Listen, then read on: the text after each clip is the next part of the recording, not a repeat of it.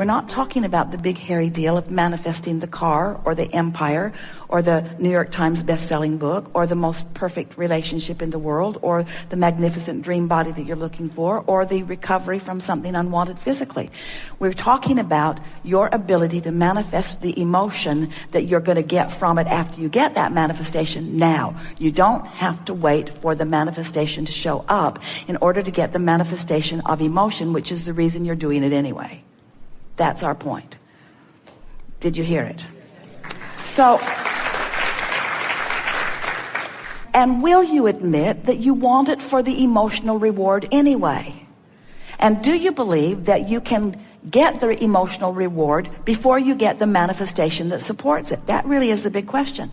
Because if you believe that, then you're home free. If you need the manifestation first, to which you will have a positive reaction, now you're slowing it all way down. Now you've got it backwards. Manifestation always follows the vibration. The vibration is about focus.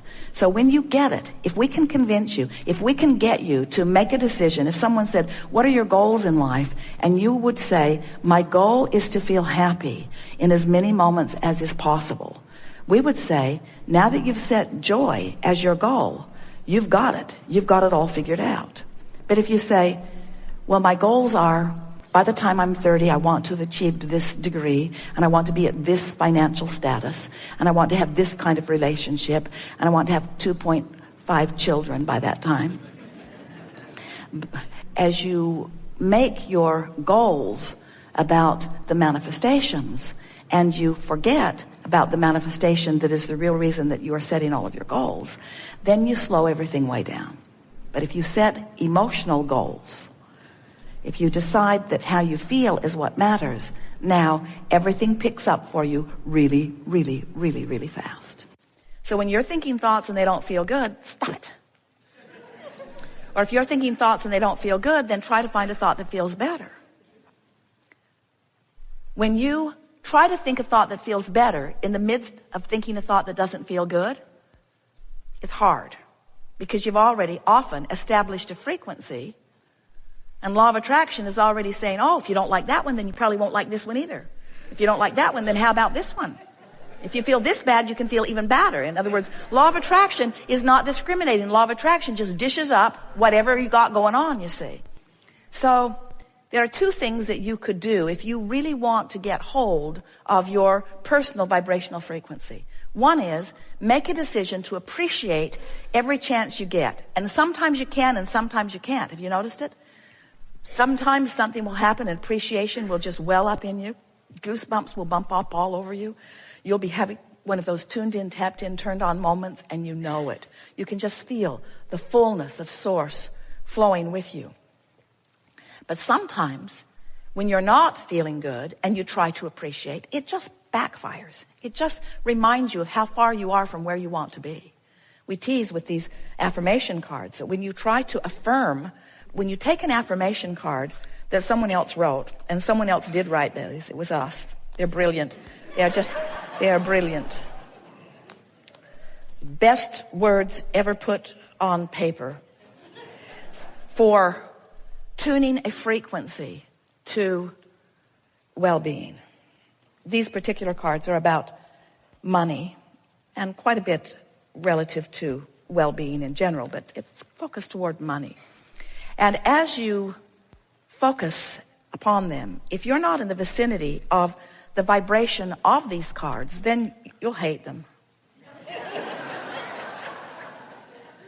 They'll just remind you what you've not got going on. I'm developing the skill to direct my thought. I can make a career of living happily ever after. Sure, I can. Welcome to planet Earth. I can transform my own world. If that were true, it would be different. I can see my world through the eyes of Source. I can see my world through the eyes of Source.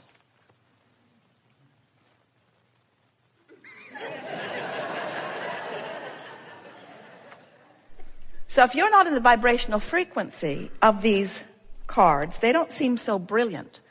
And affirming All right, maybe I'm not focused enough. Life is always working out for me. I can earn money by doing what I love to do. They don't pay you for surfing.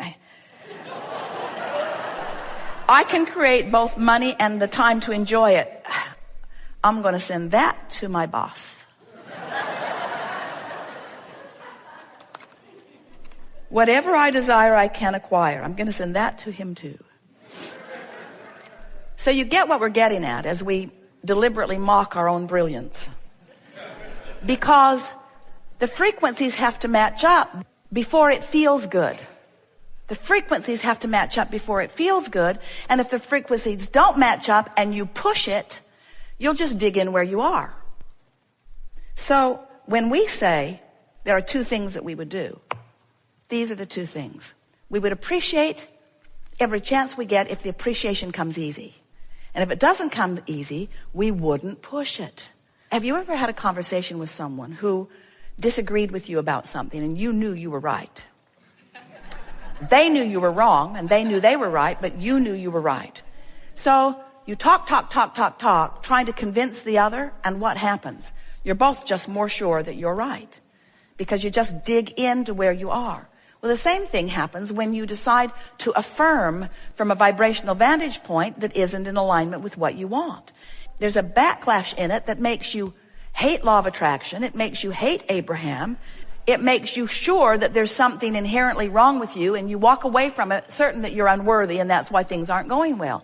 And it isn't anything like that. It's just a vibrational variance that you can't buck the current of. So if you try to appreciate and can't, then the next plan of action, and it really works well, is just get as general as you can about whatever it is that's bothering you. Because if you try to appreciate and you can't, what's happened is you've activated a very specific frequency about something unwanted. For example, you say, I don't have enough money. That's a sort of gentle thing to say, except that it means I also can't do the things I really want to do. And it also means I'm worried about more negative repercussions coming. And what if it really gets bad? And what if I end up with no place to live and no car to drive and no food to eat? In other words, the more specific you get, the worse it feels when you're focused upon the opposite of what you want. Do you agree? So there's a tendency, because you are oriented, we love you very much, toward problem solving. There's a tendency to get really specific about the problem in your effort to solve it. But all that does is keep a vibration that is opposite of what you want and a vibration that is opposite of who you are active in your vibration. It just makes it harder and harder. And so then you try harder and harder. You do more processes, you make more affirmations, and you practice without meaning to often the opposite vibration of what you're reaching for. Where if you decide you will go general, you see, if you're really specifically knowing what you don't want, you're in the worst feeling place. If you get more general about it, you'll feel better. And from generally knowing what you don't want, you can generally know what you do want. But from specifically knowing what you don't want, you can't find the specifics of what you do want right here, right now. Now, you've launched them. In other words, the opposite of the wave, when you really know what you don't want, what you do want has been projected vibrationally into your vortex, and the source within you has become a vibrational match to it. And technically speaking, you are it. In other words, when you're sick, you are weller vibrationally than you were before you got sick. If you have a financial crisis, there's more money amassed for you vibrationally than before the crisis happened, because that's just the way this wave, this vibrational wave works. But the question isn't, did you launch the rocket? The question isn't, does the vortex of creation hold your vibrational improved life? It does, it always does. The question is, what is your possibility of tuning to the frequency of what you do want when you're so tuned to the frequency of what you don't want? That's really what creation hinges on. It hinges on your ability to move your average, going on all day, focus, to move it into the place that's more in alignment with who you really are and what you really want than with what you don't want, and sometimes with what you've got. And it all hinges upon you being so, we love you very much. intoxicated with what is. You know you are. What is so real. And you think it's real because you can hear it and see it and smell it and taste it and touch it. So it's real. And not only can you, others can too. So when others look at what is and agree that what is isn't what you want, it feels compelling enough that you keep wanting to talk about it. You keep wanting to explain it. You keep wanting to think about it. You keep wanting to keep it active in your vibration because after all, it's real and you don't want to be delusional. You really do.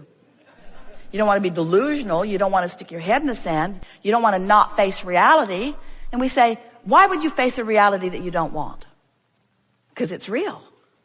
Well, it may be temporarily real, but it's past tense. By the time it's manifested, it's old news. What's in the vortex is really where it's at, you see. So we see our greatest value to you here today, and the greatest work that we do as we are playing with you is to convince you of the reality of this vibrational beingness that has amassed and that is real, but that may be vibrating at a frequency where you can't yet see it, hear it, smell it, taste it, touch it, and that's why you don't believe it. It is so much easier to believe what's manifested than to believe what's pre-manifested. And this pre-manifestation, it is the precursor to all of this magnificent expansion. If we can convince you that you were source energy before you came into this body and that the larger part of you still is source energy even though you're in this body. If we can convince you that as you explore the details of your life that you cause a vibrational expansion and that the larger part of you immediately takes that expansion, is that expansion, has become that expansion and is calling you to it. And if we can convince you that the way you feel is your evidence, in the moment evidence of whether you're going with the expansion or whether you're holding back a little bit. To the degree that you feel bad, you're holding back. To the degree that you feel good, you're going with it. And if we can convince you that if you will just chill out a little, if you will stop looking at reality and letting whatever it is control your every thought, if you will allow yourself the hopeful conclusion that maybe there is a vortex and maybe my source is within it, and maybe if I just release thoughts, that source will call me into vibrational alignment, then it is our promise to you that your vortex will train your vibration upward. Because in the absence of resistant thought, you practice a non-resistant, totally allowing thought. And the more often you do that, the more easy it is to do it, until in time, and we're talking about a very short time, you will become a vibrational match to the frequency of your source. And when that happens, when you spend more time in this vortex, do you believe there's a vortex? Can you sort of kind of hear it? You get what we're talking about? You have to accept it. You're good, but you haven't figured out how to scrape enough dirt together to launch it into orbit. You gotta know there's something else going on. And as you acknowledge that there is this vortex of creation, and as you acknowledge that it is a vibrational frequency, and as you accept the reality of it and feel your way into it again and again and again, and once you're in it, you milk it. You stay there as long as you can until it's more natural for you to be in that frequency than to be in a resistant frequency that doesn't feel so good. What will begin to happen to you is you will begin to see and hear and smell and taste and touch inside the vortex. In other words, we're not saying to you that everything that manifests is outside the vortex. We're saying to you that you got to be in the vortex for the things you want to manifest. You got to be in the vortex for the things that you want to consistently and profoundly and chronically begin to manifest. You got to believe, you've got to understand your frequency. And the only way that you can understand your frequency is through your emotions. Do you get that? We've enjoyed this interaction immensely. It is delicious to come together with those like you who are willing to rendezvous with us out on the leading edge in a new place. It is satisfying to feel the power of your desire and hear the specifics of that which you are about, and to resonate with the fullness of who you are in your vortex, and then express it verbally and vibrationally and feel you get up to speed with the fullness of it. For us, these gatherings are all